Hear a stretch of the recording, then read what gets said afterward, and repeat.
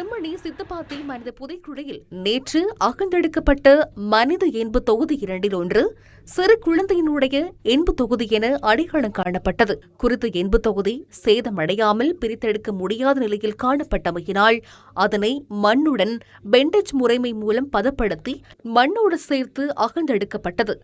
யாழ்ப்பாணம் செம்மணி சித்தப்பாத்தி மனித புதைக்குழியின் 3ஆம் கட்ட அகழ்வு பணிகள் யாழ்ப்பாண நீதவான் எஸ் லெனின்குமார் முன்னிலையில் இன்றும் முன்னெடுக்கப்பட்டன.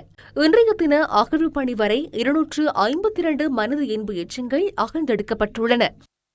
இன்றைய தினம் புதிதாக ஒரு எலும்புக்கூடு அடையாளம் காணப்பட்டது. இருப்பினும் அந்த எலும்புக்கூடு இந்த மயானத்தின் கீழ்ப்பகுதிக்கு செல்வதால் அதை இன்றைக்கு அடையாளப்படுத்தி நம்பர் போடப்படவில்லை. இன்றைய தினம் நேற்று அடையாளம் காணப்பட்ட எண்பு தொகுதிகளில் 3 முழுமையான மனித எலும்பு தொகுதிகள் எடுத்து நீதிமன்றத்தில் பெறப்படுத்தப்பட்டிருக்கு. அதை தவிர 2 அதாவது முழுமையற்ற எண்பு தொகுதிகள் 2 எண்பு குவியல்கள் முழுமையாக அகழ்ந்தெடுக்கப்பட்டிருக்கு.